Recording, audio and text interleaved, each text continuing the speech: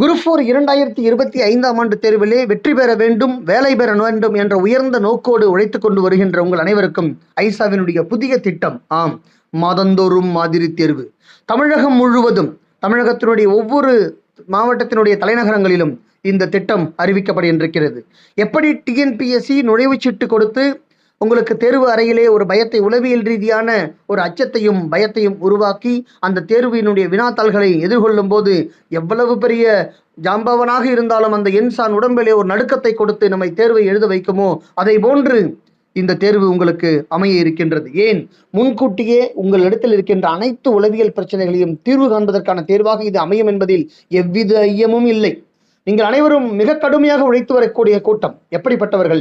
மெய் வருத்தம் பாரார், பசி நோக்கார், கண் துஞ்சார், எவ்வெவர் தீமையும் மேற்கொள்வார், செவ்வி அருமையும் பாரார், அவமதிப்பும் கொள்ளார், கருமமே கண்ணாயினார் என்று குமரகுருவர்